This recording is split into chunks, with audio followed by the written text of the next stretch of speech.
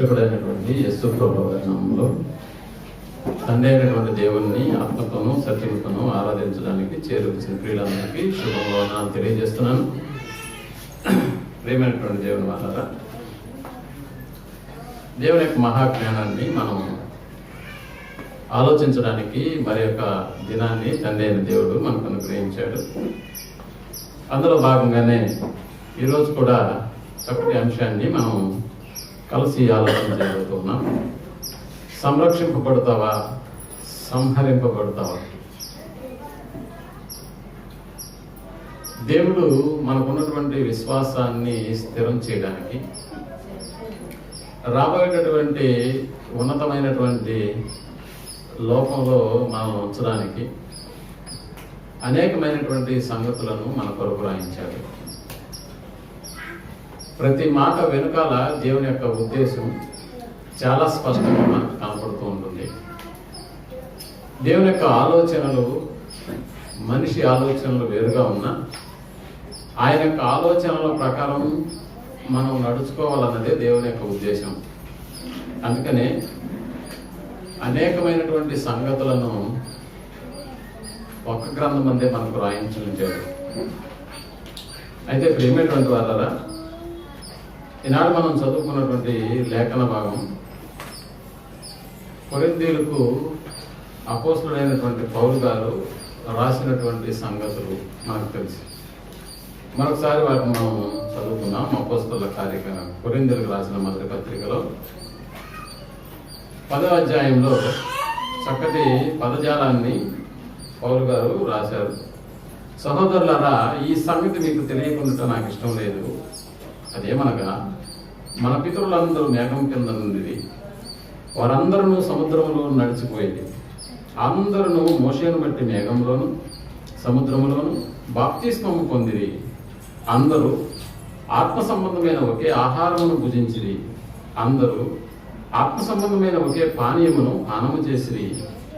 ఎలయనగా తమను వెంబడించిన ఆత్మ సంబంధమైన బండలోనిది త్రాగిరి. ఆ బండ క్రీస్తే.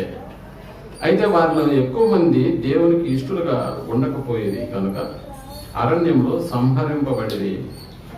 వారు ఆశించిన ప్రకారము మనము చెడ్డవాటిని ఆశించుకున్నట్టు ఈ సంగతులు మనకు దృష్టాంతములుగా ఉన్నవి. జనులు తినుటకును త్రాగుటకును కూర్చుండి ఆడుటకు లేచిరి అని రాయబడినట్లు వారిలో కొందరి వలె మీరు విగ్రహారాధకులై ఉండకూడదు. మరియు వారి వలె మనం వ్యభిచరింపకి ఉందుము. వారిలో కొందరు వ్యభిచరించినందున ఒక్క దినముననే 23,000 మంది కూలిరి. మనము ప్రభువును శోధింపక ఎందుము. వారిలో కొందరు శోధించి సర్పము వలన నశించిరి. మీరు సనుగకుడి. వారిలో కొందరు సనిగి సంహారకుని చేత నశించిరి. ఈ సంగతులు దృష్టాంతములుగా వారికి సంభవించి యుగాంతమందున్న మనకు బుద్ధి కలుగుటకై రాయబడిన. నిజంగా ఈ యొక్క మాటల వెనకాల దేవుని యొక్క సంరక్షణ, ఈ మాటల వెనకాల దేవుని యొక్క సంహారం, ఈ రెండు పదాలు మనకి కనిపిస్తూ ఉన్నాయి.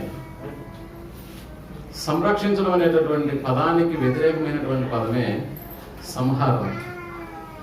రక్షించడం అనేటటువంటి దాని వెనకాల ఉన్నటువంటిదే చంపడం. చూసారా, రక్షించడానికి సంహరించడానికి మధ్య జీవితం అనేటటువంటిది ఉంది అన్న సంగతిని మనం గ్రహించాలి. మనం లోకంలో జీవిస్తూ ఉన్నాం. ఈ లోకంలో జీవిస్తున్నటువంటి మనకు ప్రభుత్వాలు ఉన్నాయి. ప్రభుత్వానికి కూడా కొన్ని పరిపాలనా పద్ధతులు ఉన్నాయి.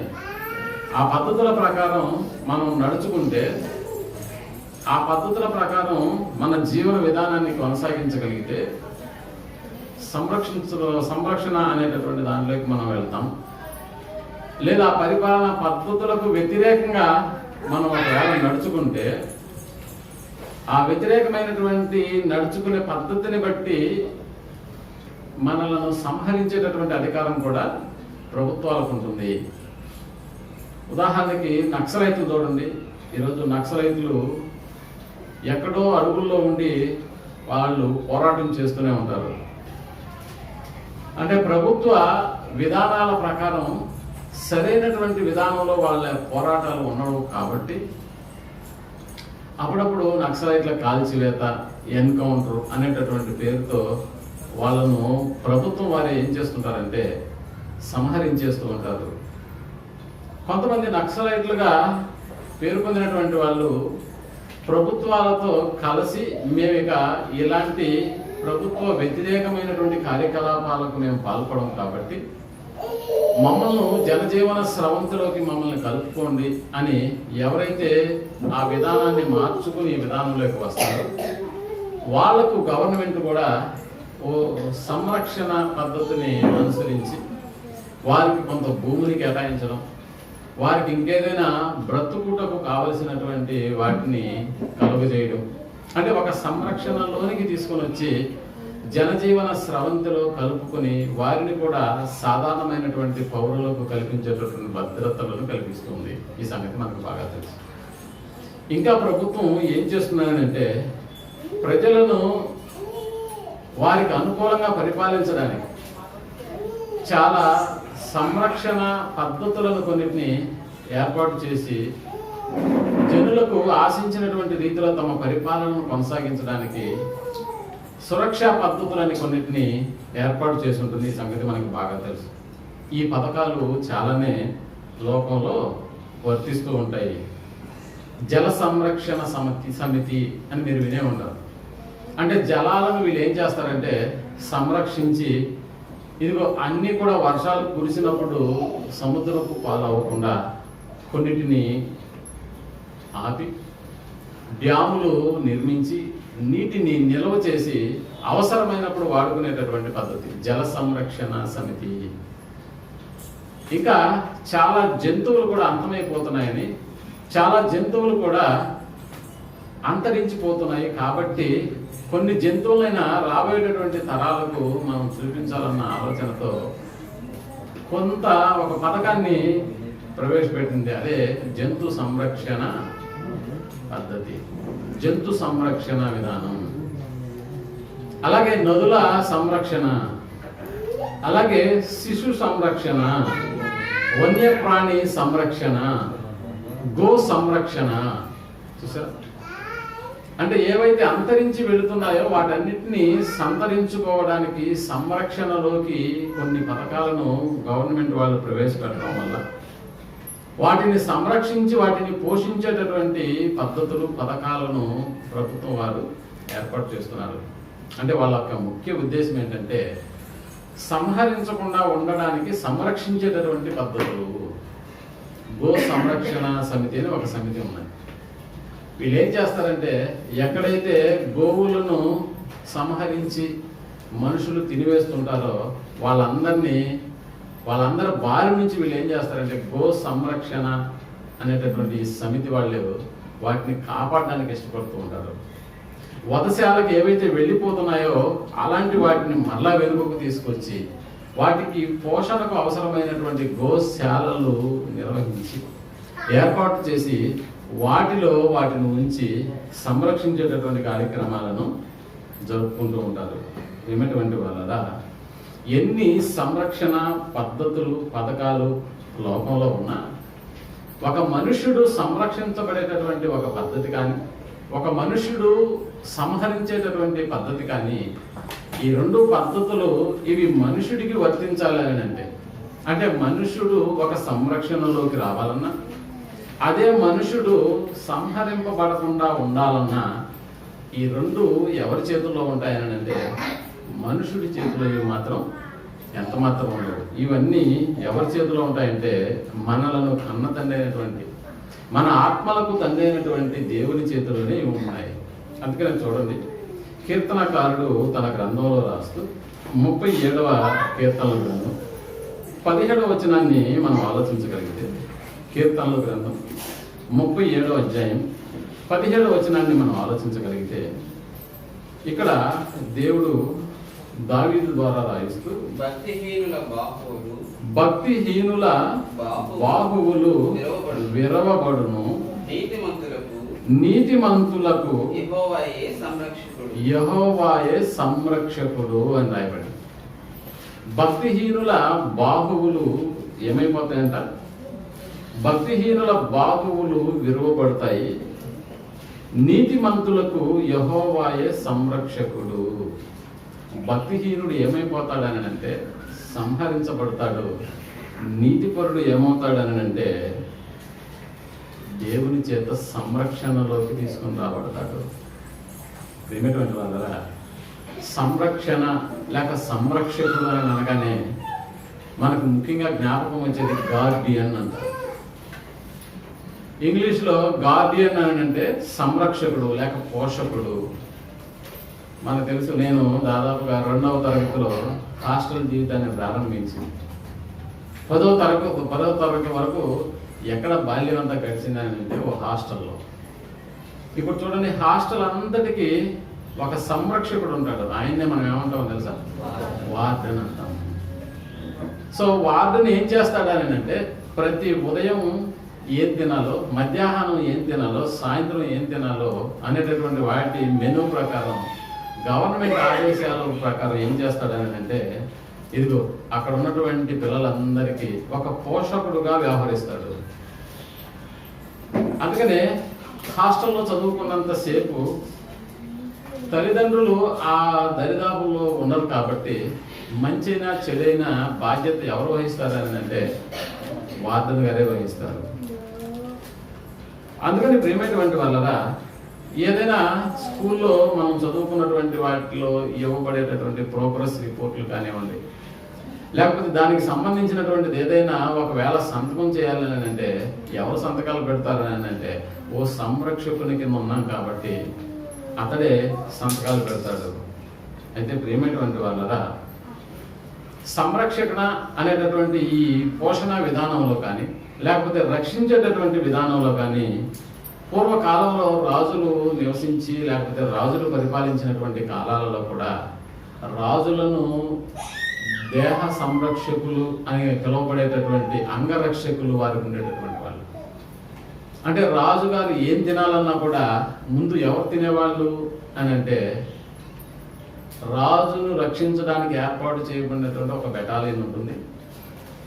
వాళ్ళని ఏమంటామంటే రాజు దేహ సంరక్షకులు అని అంటారు. అంటే రాజు ఎక్కడికి వెళ్ళాలన్నా కూడా ముందు వీళ్ళు వెళ్తూ ఉంటారు, ఆ తర్వాత మధ్యలో రాజు వస్తూ ఉంటాడు. నిజానికి మనం చెప్పుకోవాలని అంటే ఈ రోజుల్లో ఒక మినిస్టర్ దగ్గర ఉన్నటువంటి కమాండోస్, ఒక ముఖ్యమంత్రి వస్తున్నాడని అంటే ఆయన చుట్టూ బ్లాక్ కమాండోస్ అని మనకు కనిపిస్తూ ఉంటారు. ఓ ప్రధానమంత్రి వస్తున్నాడు అని అంటే ఆయన చుట్టూ కూడా ఓ రక్షణ వలయం అనేటటువంటిది ఏర్పాటు చేయబడి ఉంటుంది. ఎందుకు వీళ్ళు అని అంటే సంరక్షణ అధికారులు వీళ్ళు. అంటే ఓ రాజుకు కానివ్వండి, ఓ మినిస్టర్కు కానివ్వండి, ఒక ప్రధానమంత్రికి కానివ్వండి, ఎవరినైనా కూడా వీళ్ళు ఏం చేస్తూ ఉంటారంటే రక్షించుతూనే ఉండడమే వీళ్ళ యొక్క పని. మనకు తెలుసు కదా, యోసేపు గారిని తన అన్నలు అమ్మివేసినప్పుడు ఎవరు కొనుక్కున్నారు యోసేపును ఐగుప్తులు అని అంటే ఒక రాజు దేహ సంరక్షణ అధికారి అయినటువంటి పోతీఫరు.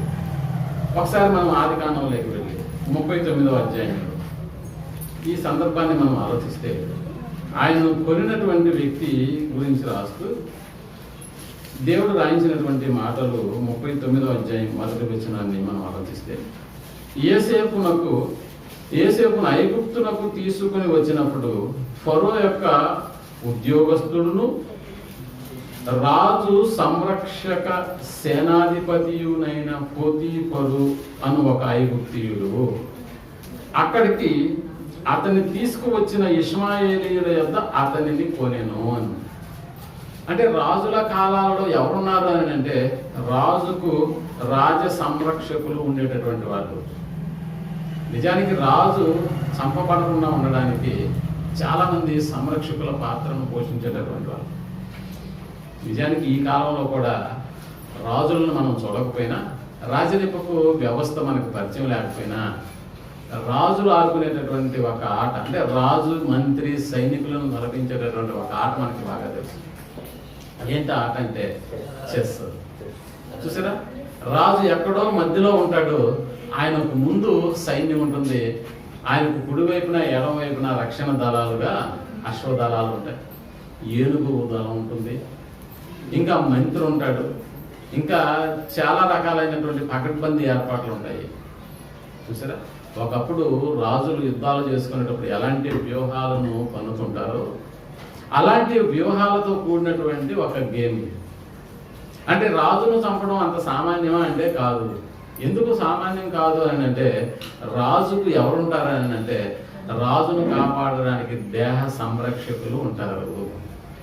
అయితే ప్రేమటువంటి వాళ్ళరా, నేటి కాలాల్లో కూడా చాలామంది దేహ సంరక్షకులు అనగా ఓ మినిస్టర్ని కానివ్వండి, ఓ ప్రధానమంత్రిని కానివ్వండి, ఒక ఎమ్మెల్యే దగ్గర కూడా ఈరోజు ఎవరు కనిపిస్తున్నారు మనకని అంటే ఓ గన్మెన్ ఉంటున్నారు. మనకు తెలుసు కదా, ఒకప్పటి మన ప్రధాని అయినటువంటి ఇందిరాగాంధీ కూడా ఆమెకు ఏర్పాటు చేయబడినటువంటి దేహ సంరక్షకులు సంరక్షించాల్సినటువంటి దేహమైనటువంటి ఇందిరాగాంధీ దేహాన్నే వాళ్ళు ఏం చేశారు ఒక రోజు అంటే సంహరింప చేసేశారు. అంటే సంరక్షించాల్సినటువంటి దేహ సంరక్షకులే ఒకప్పటి ప్రధాన మంత్రి అయినటువంటి ఇందిరాగాంధీని సంహారం చేసేశారు. ఏమిటువంటి వాళ్ళరా, ఎలాగైతే ఒక విద్యార్థి చదువుకునేటప్పుడు హాస్టల్లో ఒక గార్డియన్ కింద, ఒక సంరక్షకుని కింద తన బ్రతుకును కొనసాగిస్తూ ఉంటాడు, తండ్రి అయినటువంటి దేవుడు కూడా ఇశ్రాయేలీయుల యొక్క శ్రమలను, వారు పెట్టినటువంటి మరణం విన్నటువంటి తండ్రి అయిన దేవుడు వారిని ఐగుప్తు దాస్యములో నుండి తీసుకుని విడిపించడానికి, పాలు తేనెలు ప్రవహించేటటువంటి దేశంలోకి తీసుకెళ్ళడానికి ఎన్నో అద్భుతమైనటువంటి మహత్కార్యాలను, సూచక క్రియలను మోషే గారి చేత జరిగించినప్పటికీ ఇదిగో చివరికి ఫరో మనసు కఠినం నుంచి దాన్ని తప్పించి ఇక వెళ్ళి మీ దేవుణ్ణి ఆరాధించుకోండి అని వదిలిన దినం నుంచి వాళ్ళ ప్రయాణం అంతా 40 రోజుల్లో జరిగిపోవాల్సినటువంటి ప్రయాణాన్ని 40 సంవత్సరాలు నడిపించాల్సిన పరిస్థితి ఏర్పడింది. ఎక్కడ ఓ విద్యార్థి హాస్టల్లో ఉన్నట్లుగా ఆ హాస్టల్కి సంరక్షకుడుగా ఒక వార్డుని ఎలాగైతే ఉంటాడో, అడవులలో నుంచి ప్రయాణం చేస్తున్నటువంటి ఇశ్రాయేలీయులకు ఇప్పుడు సంరక్షకుడుగా ఎవరు మారారు అని అంటే దేవుడే. మోషే ద్వారా దేవుడు ఏది కావాలన్నా కూడా ఎవరి ద్వారా అనుగ్రహిస్తున్నాడంటే, ఓ మోషేను వచ్చి ప్రజలు అడగడం, ఆ ప్రజలు అడిగినటువంటి దానిని మోషే మళ్ళా దేవుని సముఖంలోనికి తీసుకుంటాడు. దేవుని సముఖంలో నుంచి మళ్ళా వారికి ఏం కావాలో వాటన్నిటినీ దయచేయడం జరుగుతుంది. మనకు తెలుసు ఈ అడవి ప్రయాణంలో దాదాపుగా ఎంత సంరక్షణలో వాళ్ళు ఉన్నారో మనకి బాగా తెలుసు. ఆ సంరక్షణ గురించి దేవుడు రాయిస్తూ ఆ 40 సంవత్సరాల సుదీర్ఘమైనటువంటి అడవి ప్రయాణంలో వారిని ఎంత సంరక్షణలో వాళ్ళని కాపాడుతూ వచ్చాడని అంటే, ఇతర దేశాల రాజులకు సైతం వణుకు పుట్టించేలా, వారు ఏ రాజ్యం కూడా ప్రవేశించినా కూడా ఆ రాజులు వారికి పర్మిషన్ ఇచ్చే విధంగా, అంత మాత్రమే కాకుండా ఈ అరణ్య ప్రయాణములో వారికి కావలసినటువంటి మాంసము కానివ్వండి, వారికి కావలసినటువంటి నీరు కానివ్వండి, వారికి కావలసినటువంటి వివిధ రకాలైనటువంటి ఆహార పదార్థాలు కానివ్వండి, ఎంత చక్కగా దేవుడు వారికి సప్లై చేశాడో మనకు బాగా తెలుసు. అంటే వారు విసుక్కున్న ప్రతిసారి, మాకు ఇక్కడ నీళ్ళు ఎవరు తెస్తారు అన్నప్పుడల్లా నీళ్లు, మాకు మాంసం ఎవరు పెడతారు అని అడిగినప్పుడల్లా మాంసము, ఇలా దేవుడు వారిని ఎంతగా సంరక్షించాడో మనకి బాగా తెలుసు. అంత మాత్రమేనా అంటే కాదు, పగటి వేళ మేఘస్తంభములను, రాత్రి వేళ అగ్నిస్తంభములను వారి యొక్క సంరక్షణ విధానాన్ని ఎంత కొనసాగించాడో మనం ఆలోచించగలిగితే, ఇంతేనా అని అంటే కాదు, ఇంకా ఎంత ఉందయ్యా వాళ్ళ సంరక్షణలో దేవుని పాత్ర అని అంటే, వారు వేసుకున్న బట్టలు మాయలేదు, వారు ధరించినటువంటి చెప్పులు కూడా ఆగలేదు. ఎక్కడైనా జరుగుతుందా ఇలాంటివి? ఎంత లేదు ప్రేమటువంటి వాళ్ళ. అంటే దేవుని యొక్క సంరక్షణలో ప్రజలు ఎంత చక్కగా దేవుడు ఆశించినటువంటి, దేవుడు కోరుకున్నటువంటి ఆ పాలు తేనెలు ప్రవహించేటటువంటి దేశాన్ని చేరాలి వాళ్ళు.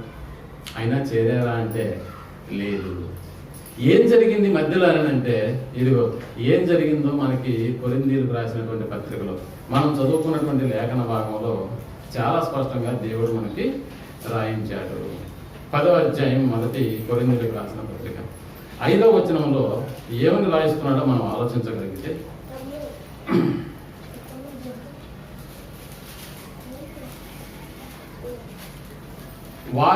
వారిలో ఎక్కువ మంది దేవునికి ఇష్టలుగా లేకపోయేది ఉండకపోయేది కనుక అరణ్యములో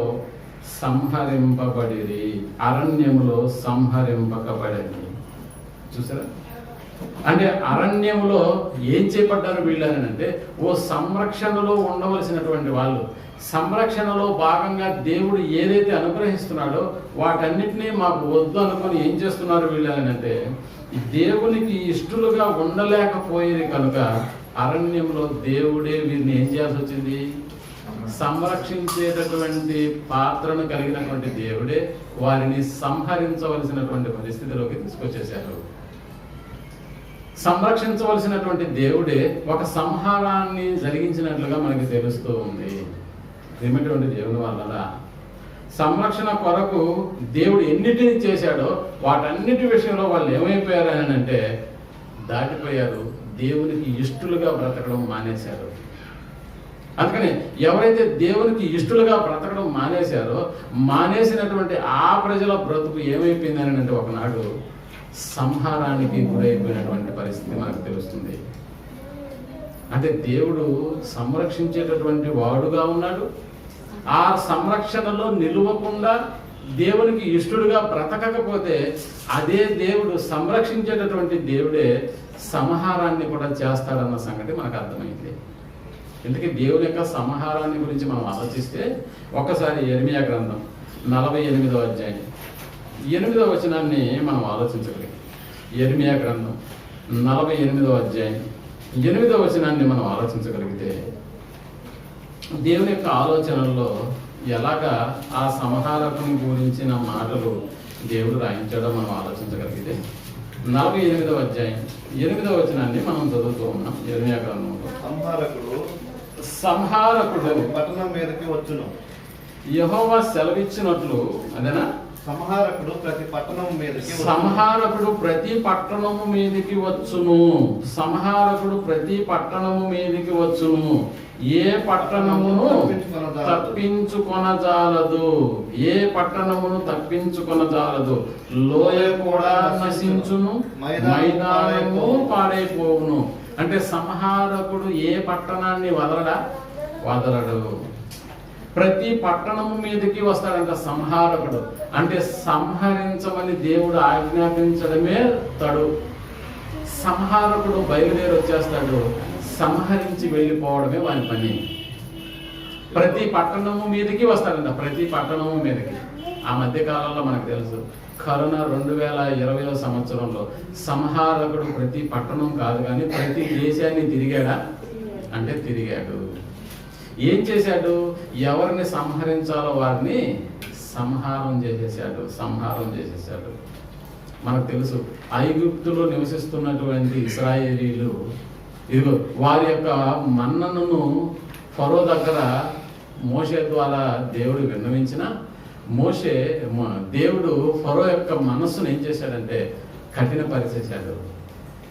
నిజంగా అతని మనస్సును పరిచేటటువంటి కార్యక్రమాన్ని ఫరో తీసుకున్నా ఇదిగో తన మనస్సు మళ్ళా దేవుని ప్రజలైనటువంటి ఇశ్రాయేలును పోనివ్వడానికి పర్మిషన్ ఇవ్వడానికి చిట్ట చివరిగా ఓ ప్రయోగాన్ని చేయవలసినటువంటి అవసరత ఏర్పడింది ఐగుప్తీయుల కుటుంబం. ఏంటా అదేనంటే ప్రతి మగబిడ్డ కూడా ఐగుప్తీయులు ఏమైపోవాలి? సంహరింపబడాలి. ప్రతి మగబిడ్డ.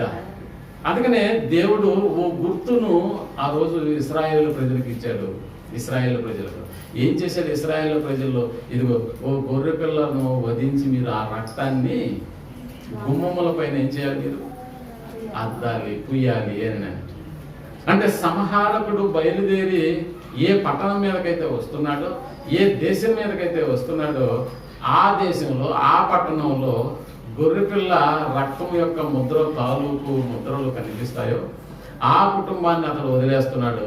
మిగిలిన ఏ కుటుంబాన్ని కూడా అతడు వదలకుండా వెళ్ళలేదు. అందుకని ఐగుప్తులో ఎంత గందరగోళం జరిగిందో, ఎంత ఘోర విపత్తు జరిగిందో మనకి బాగా తెలుసు. దీని గురించి కీర్తనకారుడు రాస్తూ 78వ కీర్తన 51వ వచనాన్ని మనం ఆలోచించగలిగితే 78వ కీర్తన 51వ వచనాన్ని మనం ఆలోచించగలిగితే దేవుడు రాయిస్తూ ఈ సంహారకుని యొక్క విధానాన్ని గురించి ఇక్కడ ఐగుప్తులోని జ్యేష్ఠులందరినీ హాము గుడారములోనున్న బల ప్రారంభమైన ప్రథమ సంతానమును ఆయన సంహరించెను. ఎట్లా సంహరించాడు? ఎలా సంహరించాడంటే ఒక్కసారి నిర్గమాకాండం 12వ అధ్యాయం 23వ వచనంలోకి వెళ్ళి మనం ఆలోచించగలిగితే, నిర్గమాకాండం 12వ అధ్యాయం 23వ వచనాన్ని మనం ఆలోచించగలిగితే దేవుడు అక్కడ రాయిస్తూ, యెహోవా ఐగుప్తీయులను హతము చేయుటకు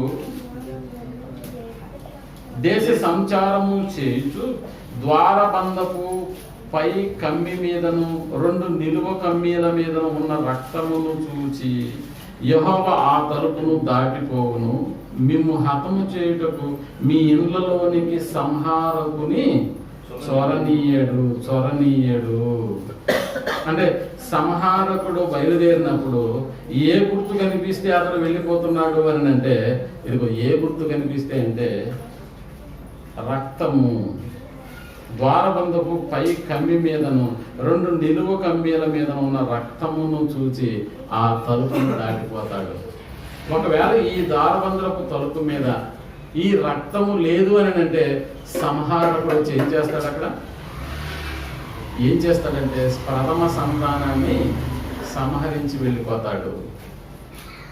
చూసారా?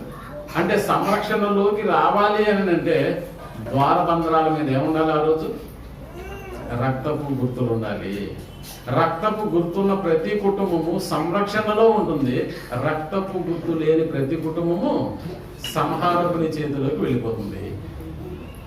నిజానికి ఈ సంహారం అనేటటువంటిది ఎప్పుడు జరిగిస్తాడు దేవుడు? సమయాన్ని మనం ఆలోచించగలిగితే ఒకసారి కీర్తనల గ్రంథం 101వ అధ్యాయం 8వ వచనాన్ని మనం ఆలోచించగలిగితే ఆయన సమయాన్ని కూడా చాలా స్పష్టంగా రాయిస్తున్నటువంటి సందర్భం మనకు కనిపిస్తుంది. 101వ దావీదు కీర్తన 8వ వచనాన్ని మనం ఆలోచించగలిగితే, యెహోవా పట్టణములో నుండి పాపము చేయు వారిని నిర్మూలము చేయుటకై దేశమందరి భక్తిహీనులందరినీ ప్రతి ఉదయమున ఏం చేస్తాడంట? ప్రతి ఉదయమున నేను సంహరించదను. నిజంగా ఎక్కువగా యాక్సిడెంట్లు ఎప్పుడు జరుగుతాయండి? ఏపుజానే జరుగుతూ ఉంటాయి. అంటే సంహారక దూత ప్రయాణం చేసేటటువంటి సమయం ఏదన్నా ఉందని అంటే ఏపుజామనే, ఎర్లీ మార్నింగ్. చూసారా? అంటే సంహారం అనేటటువంటిది ఒక సంరక్షణలో ఉండకుండా ఉండేటటువంటి ప్రతి కుటుంబాన్ని సంహారం చేసేటటువంటి దూత ఒకడు ఎప్పుడూ సిద్ధపడుతూనే ఉంటాడన్న సంగతి. అయితే ప్రేమటువంటి వాళ్ళరా, దేవుని ప్రజలైనటువంటి ఇశ్రాయేలీలు అరణ్యంలో దేవునికి ఇష్టలుగా లేకపోయినటువంటి కారణాన్ని బట్టి సంహారపు దూత వచ్చి ఏం చేశాడు అని అంటే సంహరించేటటువంటి పని కొనసాగించాడు. అందుకని బయలుదేరినటువంటి వారి సంఖ్య, ఐగుప్తులో బయలుదేరిన వారి సంఖ్య చాలా ఎక్కువగా ఉంది. కానీ కనానుకు చేరుకున్నటువంటి వారి సంఖ్య 2 నెంబర్లోకి వచ్చేసింది. 10వ వచనాన్ని కూడా మనం ఆలోచించగలిగితే, 1 కొరింథీయులకు రాసిన పత్రిక 10వ అధ్యాయం 10వ వచనాన్ని మనం ఆలోచించగలిగితే అక్కడ కూడా వాళ్ళు ఏం చేశారంటే దేవునికి ఇష్టలుగా ఉండలేకపోయిన పద్ధతి ఒకటైతే, మీరు సనగకుడి, వారిలో కొందరు సనిగి సంహారకుని చేత నశించిరి అని.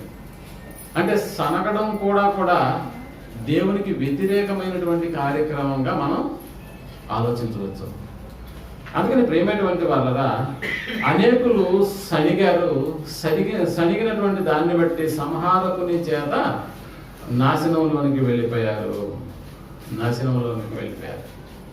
మనకు తెలుసు, దేవుడు ఐగుప్తులో నుంచి వారిని కనాను దేశానికి చేర్చిన తర్వాత మోషే యెహోషువ నాయకత్వాలలో, ఇదిగో మోషే నాయకత్వం గతించిపోయింది. యెహోషువ గారి నాయకత్వంలో న్యాయాధిపతులు బయలుదేరారు. భూభాగం వారికి కాస్త పంచబడింది, 12 గోత్రాల వారికి. ఆ తర్వాత న్యాయాధిపతుల కాలాలలోనే ఏం జరిగిందని అంటే మాకు ఒక రాజు కావాలని కోరారు. రాజు కావాలని కోరక ముందు న్యాయాధిపతులు పరిపాలిస్తున్నటువంటి కాలాన్ని మనం పరిగణలోకి తీసుకుంటే న్యాయాధిపతులలో ఒకడైనటువంటి సంసోను యొక్క జన్మాన్ని గురించి మనకు బాగా తెలుసు.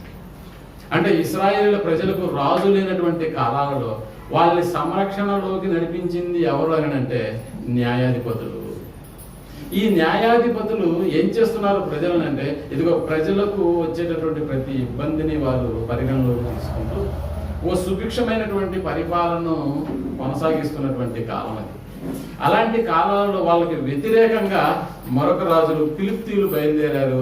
ఎప్పుడైతే ఫిలిప్తీయులు ఇశ్రాయేలును మాటికి తుదముట్టించేటటువంటి కార్యక్రమాన్ని కలిగి ఉన్న కారణాన్ని బట్టి దేవుడు ఇశ్రాయేలులో సంసోను అనేటటువంటి ఒక వ్యక్తికి జన్మకు కారణమైనాడు. అందుకని సంసోను యొక్క ఆ జన్మ వృత్తాంతాన్ని మనం ఆలోచించినప్పుడు ఇదిగో ఆయన గురించి చెప్తూ ఇతడు నాజీరు చేయబడినటువంటి వాడు, ఇతని తలపైన ఏముండకూడదు, మంగలి కత్తి వాడకూడదు. చూసారా? అంటే ఇశ్రాయేలు ప్రజలను సంరక్షించడానికి దేవుడే ఒక సంరక్షకుడిని ఏం చేశాడు? ఆ రోజు ఇశ్రాయేలుకు అనుగ్రహించాడు. నిజానికి మనకు తెలుసు ఇశ్రాయేలీలకు సంరక్షకుడుగా ఉండవలసినటువంటి సంసోను ఆ తర్వాత తన జీవిత కాలాల్లో ఏం జరిగించాడో మనకి బాగా తెలుసు. శత్రు దేశమైనటువంటి ఫిలిప్తీయుల దేశపు ఒక అమ్మాయిని ప్రేమించడం, ఇదిగో ఆ అమ్మాయి ద్వారానే అనేక రకాలైనటువంటి ఇబ్బందులలోకి వెళ్ళిపోవడం జరిగింది.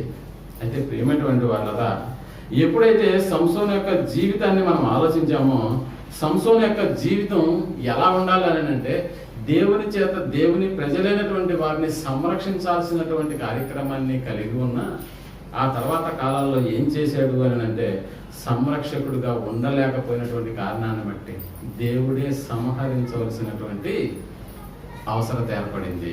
అందుకని చూడండి, న్యాయాధిపతుల గ్రంథం 16వ అధ్యాయం 24వ వచనాన్ని మనం ఆలోచించగలిగితే న్యాయాధిపతుల గ్రంథం 16వ అధ్యాయం 24వ వచనంలో సంసోను గారి యొక్క జీవితాన్ని గురించి రాస్తూ చాలా చక్కటి మాటలను దేవుడు మనకు రాయించినట్లుగా తెలుస్తుంది.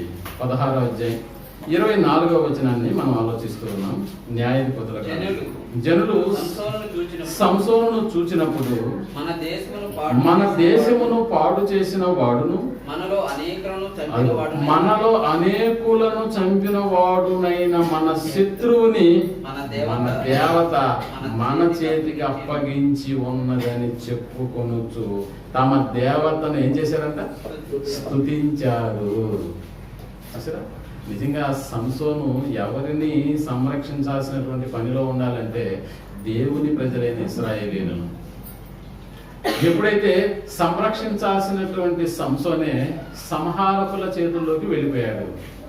ఆ సంహారకులు చేస్తున్నటువంటి ఆ అపహాస్యాన్ని మనం ఆలోచిస్తే మన దేశమును పాడు చేసిన వాడును మనలో అనేకులను చంపిన వాడునైన మన శత్రువుని మన దేవత చూసారు, మన దేవత ఏం చేసిందంట?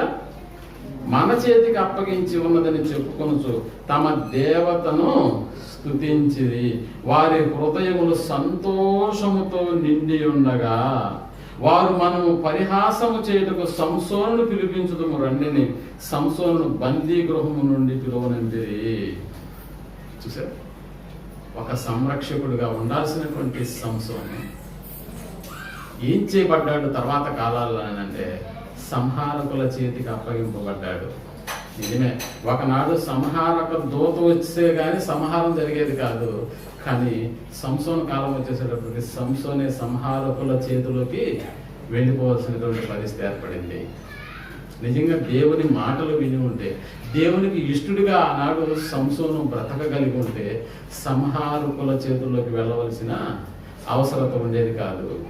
ప్రేమటువంటి వాళ్ళరా, అలా తెలుసు. ఆ రోజు అతడు చంపినటువంటి మనుషులు 26వ వచనాన్ని మనం ఆలోచిస్తే సంసోను తన చేతిని పట్టుకున్న పంటతో ఈ గుడికి ఆధారంగా ఉన్న స్తంభమును తడువు నుంచి విడువమని చెప్పినప్పుడు నిజంగా ఆ రోజు ఎంతమంది చచ్చిపోయారో 30వ వచనాన్ని మనం ఆలోచించగలిగితే నేనును ఫిలిష్తీయులను చనిపోదుము కాక అని చెప్పి బలముతో వంగినప్పుడు ఆ గుడి సర్దారుల మీదను దానిలో ఉన్న జనులందరి మీదను పడెను.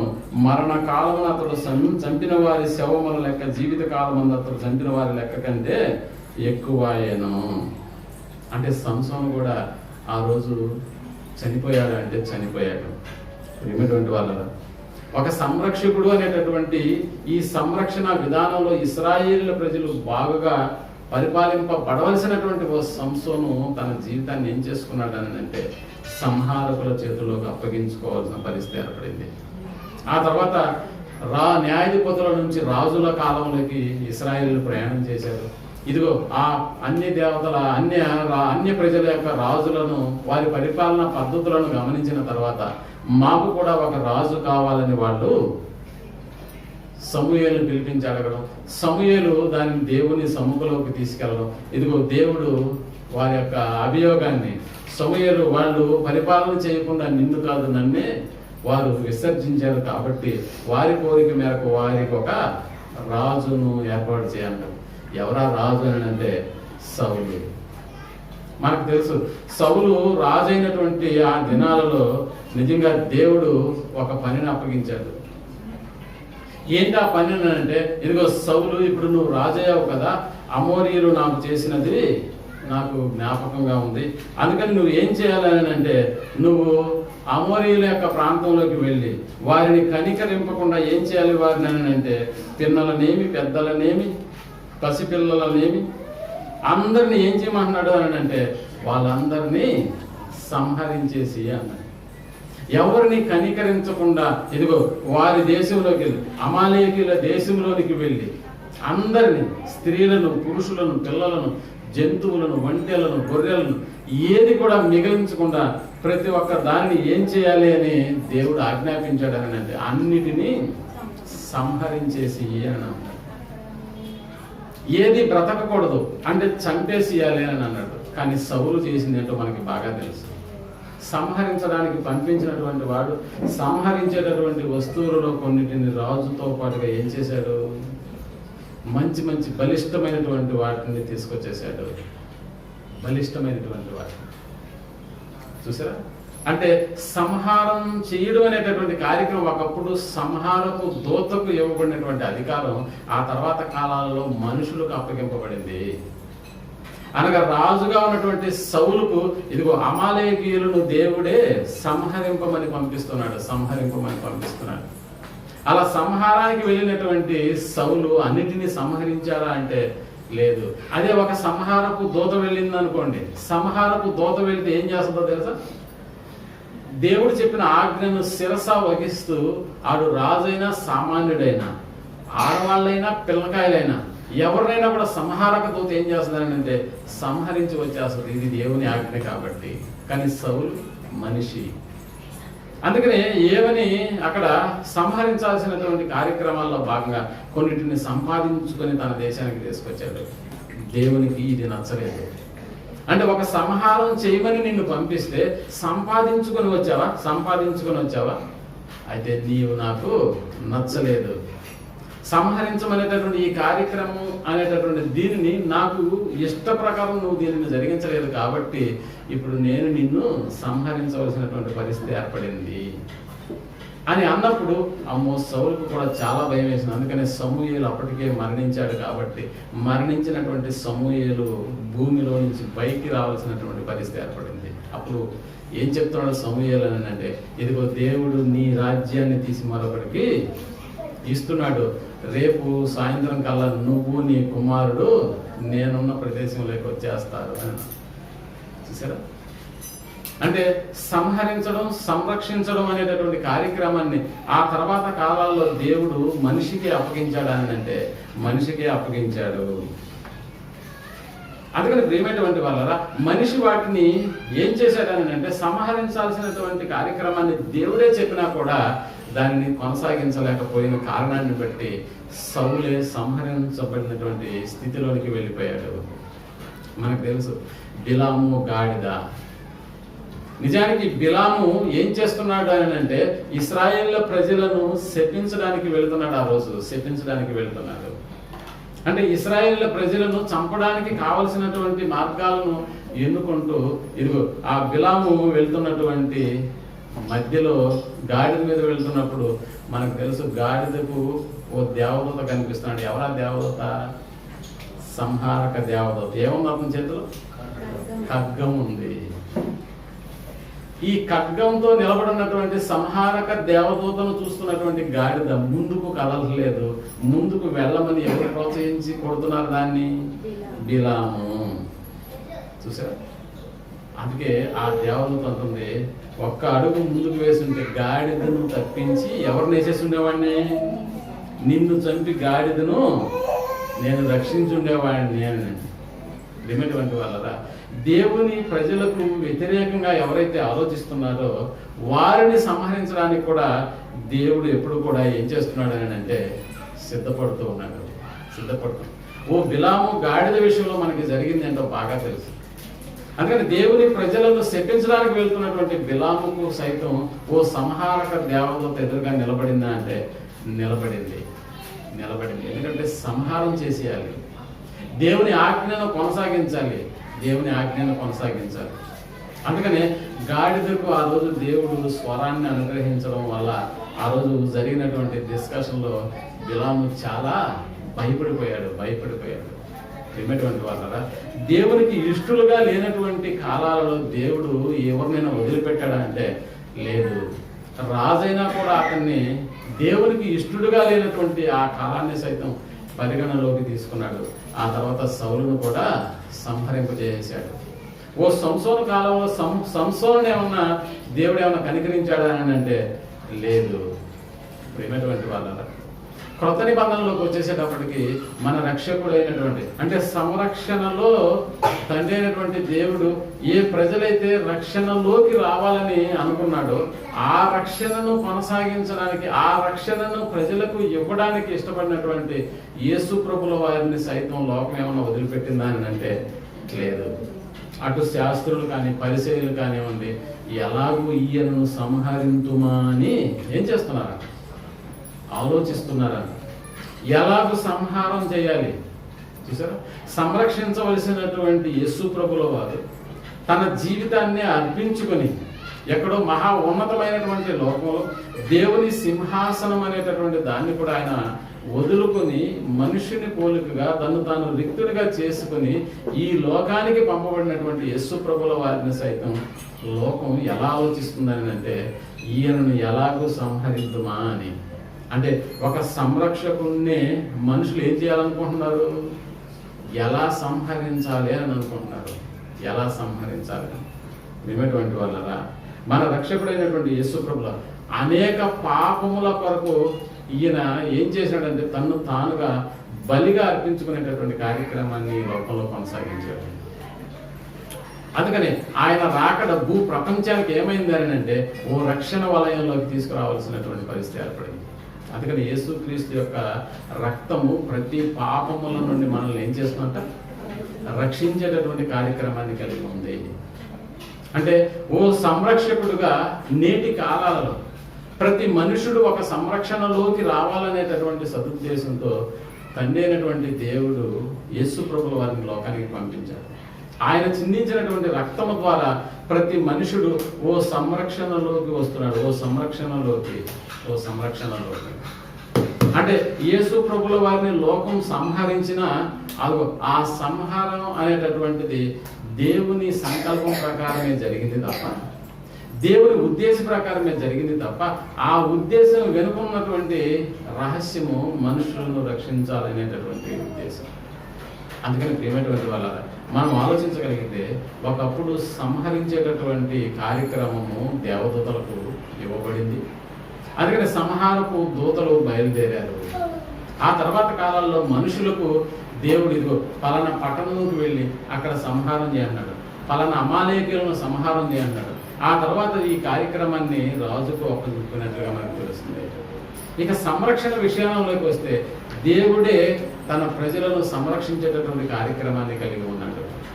అంటే ప్రియమైనటువంటి వాళ్ళ ఇప్పుడు సంరక్షణ సంహారం అనేటటువంటి కార్యక్రమాన్ని ఈ రెండింటిని కూడా ప్రతి నిబంధన కాలాల్లో దేవుడు ప్రతి మనిషికి అనుగ్రహించినట్లుగా మనకు తెలుస్తూ ఉంది.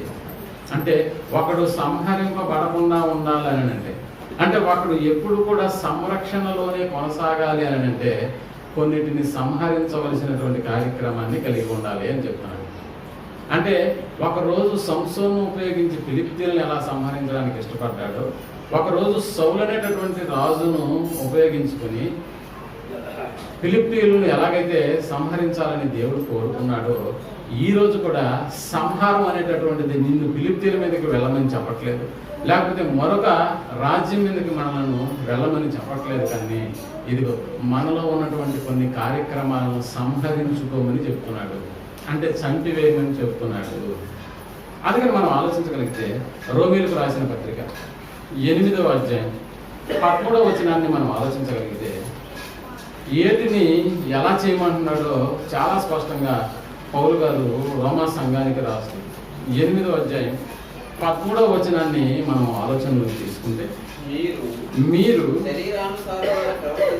మీరు శరీరానుసారముగా ప్రవర్తించిన ఎడల అంటే సంహారం చేయవలసిన పరిస్థితిలోకి వెళ్ళిపోతారు. అంటే ఎవడైతే శరీరానుసారంగా ప్రవర్తిస్తాడో, శరీరానుసారంగా ప్రవర్తించిన ఎడల చావవలసిన వారై ఉందురు.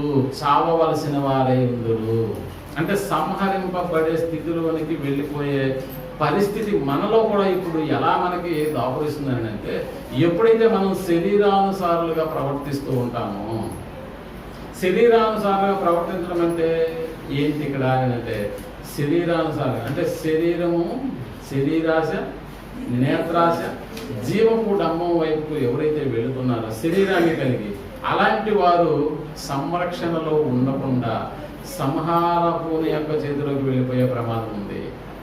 అందుకని దేవుడు హెచ్చరిక చేస్తూ, ఒకనాడు నువ్వేదో ఫిలిష్తీయులను చంపమనో లేకపోతే మరొక శత్రు దేశాన్ని నువ్వు వెళ్ళి చంపమని చెప్పేటటువంటి ఆజ్ఞలు ఒకప్పుడైతే ఉండేటివి, కానీ ఇప్పుడు ఆజ్ఞలు ఏవి మనకు లేవు. మనం దేవుని యొక్క సంరక్షణలో ఇప్పుడు ఉండాలని అంటే మనం చంపవలసింది ఎవరిని అని అంటే ఇతర దేశాల రాజులను కాదు, ఇతర దేశస్తులు అంతకంటే కాదు, మనలో ఉన్నటువంటి కొన్ని కార్యక్రమాల గురించి చెప్తున్నాడు. ఏంటవి? శరీరానుసారముగా ఒకవేళ నువ్వు ప్రవర్తించిన ఎడల నువ్వు చచ్చిపోవలసినటువంటి వాడవై ఉంటావు. ఎందుకంటే నువ్వు ప్రవర్తించేది శరీరానుసారంగానే కదా. ఒకనాడు ఇశ్రాయేలు కూడా ప్రవర్తించింది ఏమి తిందుమా, ఏమి త్రాగుదుమా అని. నిజంగా ఏం తినాలి మేమంటే మాంసం తినాలి, మాకు తెల్లగడ్డలు ఉల్లిపాయలు మాకు జ్ఞాపకానికి వస్తున్నాయని మాట. అంటే తాము శరీరానికి కావలసిన వాటిని సంపాదించుకోవడానికి అవి లేవని ఇబ్బంది పడినటువంటి ప్రజల యొక్క పరిస్థితి ఏమైంది ఆ రోజునంటే సంహారం చేసేటటువంటి స్థితిలోనికి వెళ్ళిపోయారు. అందుకని దేవుడు నువ్వు సంరక్షణలో ఉండాలంటే శరీరానుసారంగా మాత్రం ప్రవర్తించకూడదు. శరీరానుసారంగా ప్రవర్తిస్తే ఏమైపోతావంటే సంహరించబడతావు. మరి ఆత్మచేత శారీరక క్రియలను చంపిన ఎడల దేంట్లోకి వెళ్ళిపోతావు? సంరక్షణలోకి వస్తావు అని చెప్పాను. జీవిస్తావు అని అంటే అర్థం ఏంటి? నీకు సంరక్షణ ఉంటుంది, అందులో నీకు తృప్తి ఉంటుంది, అందులో నీకు దేవుడు ఏం కావాలన్నా దయచేసేటటువంటి ఒక స్థితి ఏర్పడుతుంది. అందుకని ఒక సంహారక దూత వైపుకు మనం వెళ్ళాలని అంటే, లేక సంహారక దూతే మన వైపుకు రావాలని అంటే నిజంగా మనం చేయవలసిన కార్యక్రమాలు ఏంటి అంటే శరీరానుసారంగా ప్రవర్తించడమే. శరీరానుసారంగా ఎప్పుడైతే మనం ప్రవర్తిస్తుంటామో నిజంగా చావవలసినటువంటి వారై ఉన్నాము. అలా కాదు, నేను సంరక్షణలోనే ఉండాలని ఒకవేళ అనుకుంటే సంరక్షణలో ఉండేటటువంటి వాడు ఏం చేయాలని అంటే ఆత్మచేత శారీరక క్రియలను ఏం చేయాలంట? చంపాలి అన్నట్టు. శారీరక క్రియలను చంపాలి. ఒకప్పుడు ఎవరిని చంపాలి? సంసోను. ఒకప్పుడు సౌలు ఎవరిని చంపాలి?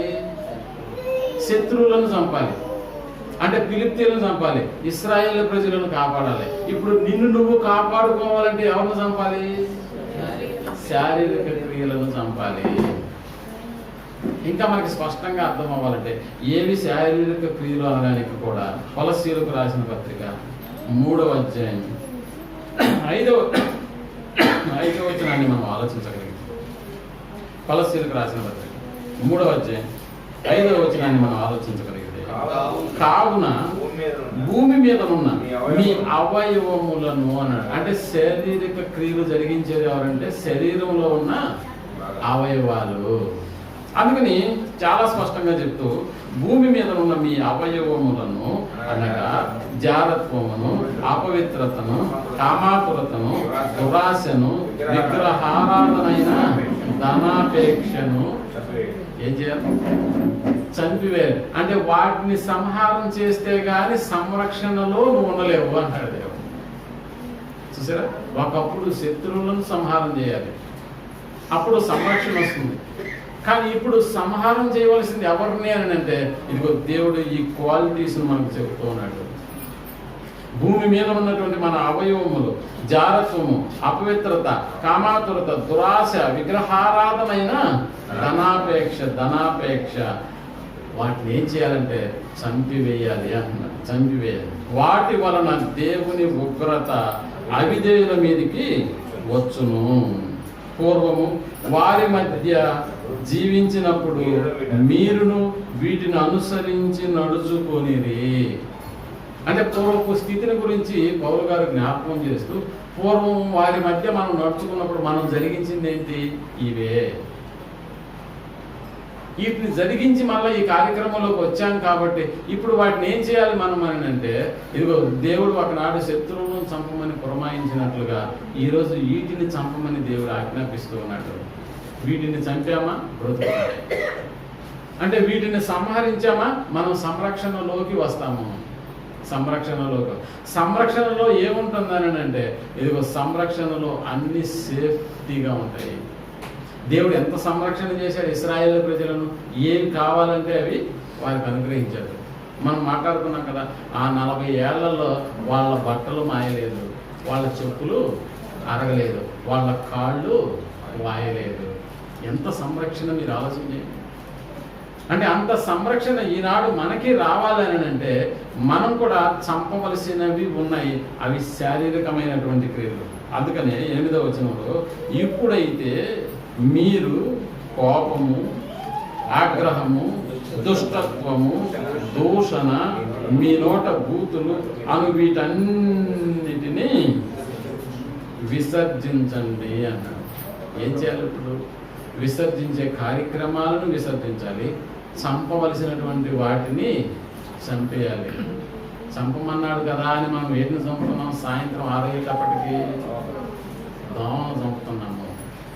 చంపమన్నాడు కదా అని మనం ఇంకా ఏటిని చంపుతున్నాం? ఒక కమిషన్ పౌడర్ తీసుకెళ్ళి చీమలను చంపేస్తా ఉన్నాము. చంపమన్న వాటినేమో వదిలిపెడుతున్నాము. ఇదిగో ఎలాంటి కార్యక్రమాలు మనకు సంబంధం లేనటువంటి అనేకమైనటువంటి వాటిని చంపేస్తా ఉన్నాం. ఈరోజు కూడా ఎన్ని కోళ్ళు చచ్చిపోయాయి మన కొరకు? చాలా కోళ్ళు. ఎన్ని పొట్టేళ్ళు చచ్చిపోయాయి, ఎన్ని చేపలు చచ్చిపోయాయి. అంటే చంపమనేది నిజంగా వాటినా? లేదు. అందుకని ప్రేమటువంటి వాళ్ళ అవి చచ్చిపోయి మనకి ఎలా బ్రతుకునిస్తున్నాయో మనల్ని కూడా మనలో ఉన్నటువంటి వాటిని దేవుడు ఏం చేయమంటున్నాడంటే ఇదిగో నువ్వు వీటిని చంపితే కానీ నువ్వు బ్రతకవు అన్నాడు. నిజమే. ఓ కోడి చచ్చిపోయి మనకి ఏమిస్తుంది? బ్రతుకునిస్తుంది. ఒక చేప చచ్చిపోయి మనకి ఏమిస్తుంది అని అంటే బ్రతకడానికి మరొక దినానికి కావలసిన ఫుడ్ను మనకు అనుగ్రహిస్తుంది. ఇలా అనేకమైనటువంటివి ఇటు కూరగాయల్లో, మొక్కలలో, జంతువుల్లో ప్రతిది కూడా అవి చనిపోయి మనకి బ్రతుకునిస్తున్నప్పుడు దేవుడు కూడా అదే చేయమంటున్నాడు.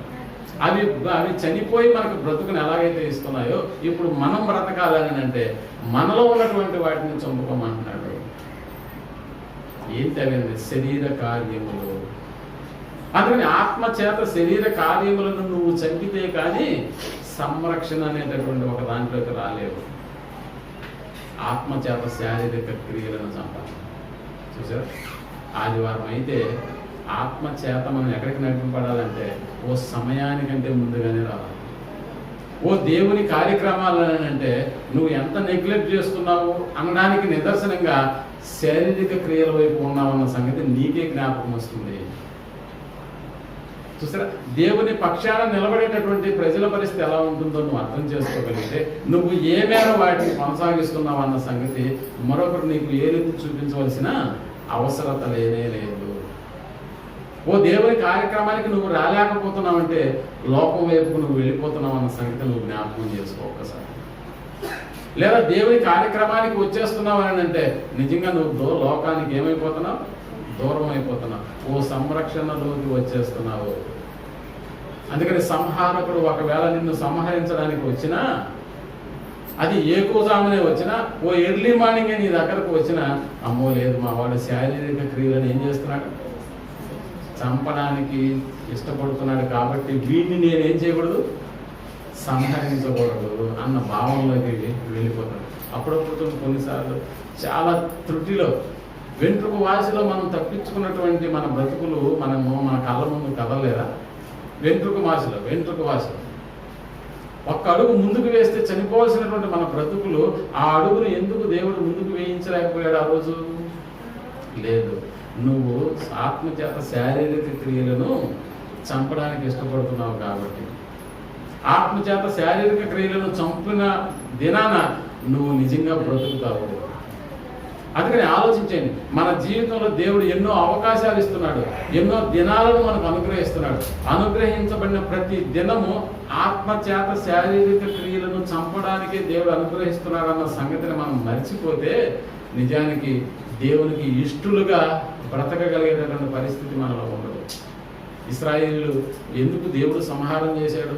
దేవునికి ఇష్టలుగా లేకపోయిన దాన్ని బట్టే కదా. ఆయనకు ఇష్టలుగా ఎవరైతే బ్రతకకుండా ఉంటారో ఆ బ్రతుకును దేవుడు ఏం చేయబోతున్నాడు అని అంటే సంహారం చేయబోతున్నాడు. అందుకని ఒక్కసారి ఆలోచించండి. సంరక్షణలో ఉండేవాడివే అయితే ఇదిగో ఆత్మచేత శారీరక క్రియలను చంపుతావు, సంహారకుని చేతిలో పడకుండా కాపాడబడతావు. అందుకని శారీరక క్రియలనే జరిగించేటటువంటి వాడవే అయితే ఇదిగో సంహరించడానికి దేవుడు ఎప్పుడు సిద్ధముగా ఉన్నాడు. పట్టణము మీదకి ఓ సంహారక దూత బయలుదేరి వచ్చిందని అంటే అది ఏ రూపేణ వస్తుందో కూడా మనకు తెలియదు. 2020లో అయితే ఏ రూపంలో మన పట్టణాన్ని చుట్టూ వెళ్ళిందో మనకి బాగా తెలుసు. ఓ కరోనా, ఇప్పుడు కరోనా యొక్క ఉధృత పరిస్థితిని మనం ఆలోచించగలిగితే ఇంతకు ముందులాగా ఓ క్వారంటైన్, ఓ 14 దినాలు ఎక్కడో ఉండి రావడం అనేటటువంటి పరిస్థితి తర్వాత వచ్చే కరోనాకు లేదంట. అంత టైం లేదంట దానికి. అందుకని వెంటనే ఏం చేయాలి? మనిషిని తీసుకెళ్ళిపోవాలి. దానికి టైం లేదా? దానికి టైం లేదు. అది వచ్చిన మనకు కూడా టైం ఇవ్వట్లేదు. ఎందుకంటే తనకు టైం లేదు కాబట్టి వచ్చినటువంటి వారిని ఎంత త్వరగా ఆ మధ్య యెహెజ్కేలు గ్రంథంలో ఒక్క రోజు దేవదూత వచ్చి 185,000 మందిని సంహరించేసి వెళ్ళిపోయిందంట. ఒక్క రాత్రికి 185,000 మందిని సంహరించి వెళ్ళిపోయినటువంటి దేవదూతకు టైం ఉంటుందా? ఒక్క రాత్రికి ఇంతమందిని నువ్వు చంపేసి రావాలి అని దేవుడు ఆజ్ఞాపించినప్పుడు నిజంగా దేవదూత ఏం చేయాలి? తన సమయాన్ని వృధా చేయకుండా చంపడమే పనిగా పెట్టుకొని వెళ్ళిపోవాలి, పని సాగించాలి. 185,000 మందిని చంపడం అంటే చిన్న మాటల ఒక్క దేవదూత. అందుకే ఓ రాత్రే చంపేసేయాలి. ఇక ఒక్కని చంపడం అనేది పెద్ద సమస్య కాదు కదా దేవదూతలకు. అందుకని ప్రేమటువంటి వాళ్ళ అలా సంహరించబడేటటువంటి కార్యక్రమాన్ని ఈరోజు మనం ఎవరికి, ముఖ్యంగా సంహారపు దూతకు మనం అవకాశం ఇవ్వడానికి వీలు లేదు. అందుకనే ఆ సంహారం ఏదో మనలో ఉన్నటువంటి వాటిని సంహరిస్తే కానీ మనం ఒక సంరక్షణలోకి మనం రాలేము. అందుకని దేవుని యొక్క సంరక్షణలోకి మనం రావాలని అంటే మనలో ఉన్నటువంటి అనేకమైనటువంటి వాటిని మనం ఏం చేసుకోవాలి? సంహారం చేసుకోవాలి. అందుకని ప్రియమైనటువంటి వాళ్ళరా, సంరక్షించబడేటటువంటి వాడవే అయితే ఇదిగో ఒకప్పటి శత్రువులను సంహరించేటటువంటి కార్యక్రమాన్ని దేవుడు మనకి ఇవ్వలేదు. ఎందుకంటే ఇప్పుడు మనం రాజులలాగా ఏదో యుద్ధ కవచాలను ధరించుకొని ఓ యుద్ధానికి వెళ్ళేసి వారిని సంహరించేటటువంటి కార్యక్రమం అయితే మనకి ఇవ్వలేదు దేవుడు. కానీ ఈరోజు ఇచ్చింది ఏంటంటే మనలో ఉన్నటువంటి వాటిని దేవుడు ఏం చేయమంటున్నాడు అని అంటే చంపేసి అన్నాడు. ఆ చంపడానికి ఇదిగో ఏమిచ్చాడు మన దగ్గర అంటే ఆత్మ ఖడ్గాన్ని ఇచ్చాడు. ఈ ఆత్మ ఖడ్గం దేవుని యొక్క వాక్యమైనటువంటి ఖడ్గం ఇచ్చాడు. కాబట్టి ఈ ఖడ్గము మన దగ్గర ఉన్నంత వరకు నిజంగా మనలో ఉన్నటువంటి ప్రతి దాన్ని కూడా మనం చంపుకుంటూ వెళ్ళి నిరంతరము జీవించి దేవుని సంరక్షణలో నిరంతరం పోషించబడేటటువంటి ఓ గొప్ప కార్యక్రమంలోనికి మనందరి జీవితాలు వెళ్ళాలని కోరుకుంటూ నిజంగా సంరక్షించబడేటటువంటి వాళ్ళమే అయితే మనలో ఉన్నటువంటి అనేకమైనటువంటి వాటిని మనము సంహరించుకోవాల్సినటువంటి స్థితిలోనికి మనందరి జీవితాలు రావాలని కోరుకుంటూ ముగిస్తూ ఉన్నాను. ప్రార్థన చేసుకున్నాం. దయగలిగిన మా కన్న తండ్రి, మీ కృపలో మాకు అవకాశాలను అనుగ్రహిస్తూ అనేకమైనటువంటి మీ మాటల చేత మా జీవితాలకు కావలసిన హెచ్చరికను దయచేస్తూ ఒకప్పుడు సౌలు సంసోను గారి యొక్క జీవితాలను మేము పరిశీలన చేసినప్పుడు వారిని మీరు ఇదిగో శత్రు దేశంలోనటువంటి వారిని మీరు సంహరించమని ఆజ్ఞ ఇచ్చినప్పటికీ మీ ఆజ్ఞల ప్రకారం నడుచుకున్నటువంటి వారిని, మరి ముఖ్యంగా ఇశ్రాయేల్ అనేకులు మీకు ఇష్టలుగా లేనటువంటి వారిని ఎలాగైతే సంహరించారు, ఈ దినాన కూడా 2000 సంవత్సరాల తర్వాత కూడా ఇదే సంహారం మాలో ఉన్నటువంటి వాటిని సంహరించాలని మీరు కోరుకుంటున్నారు. అందుకని మీ కుమారుడి ద్వారా ఓ సంరక్షణను మాకు అనుగ్రహించారు. తిరిగి జన్మించినటువంటి యొక్క కార్యక్రమంలో భాగంగా సంఘము అనేటటువంటి ఓ సంరక్షణలోకి మమ్మల్ని తీసుకొచ్చిన మీ ప్రేమను బట్టి మీకు వందనాలు. ఈ సంరక్షణలో పోషించబడుతున్నటువంటి మా బ్రతుకులు మాలో ఉన్నటువంటి అనేకమైనటువంటి శారీరక క్రియలను మేము సంహరించే వారమైతే జీవిస్తామనేటటువంటి మాట ప్రకారం ఇదిగో నాన్న మీరు అనుగ్రహించినటువంటి ఆత్మచేత శారీరక క్రియలను మేము సంహరిస్తే కానీ మాకు మీ కుమార్ ద్వారా అనుగ్రహించిన సంరక్షణలో మేము నిలవలేమనేటటువంటి విషయాన్ని మేము గ్రహించి అలాగే మా జీవితాన్ని మేము సరిదిద్దుకుని ముందుకు సాగిపోయేటటువంటి భాగ్యాన్ని మీరు ఇచ్చినటువంటి మాటల ద్వారా మేము హెచ్చరిక పొంది మా యొక్క రాబోయేటటువంటి భవిష్యత్తులో ఇలాగ మేము జీవించి మీ యొక్క అనుగ్రహాన్ని మేము పొంది నడుచుకుని ఉన్నతమైనటువంటి లోకాన్ని చేరులాగా మాకు సహాయం చేయమని కోరుకుంటూ ఈ ప్రార్థనను మా రక్షకుడును మీ కుమారుడైనటువంటి యేసు ప్రభువు వారి నామములో వేడుకుంటున్నాం తండ్రి.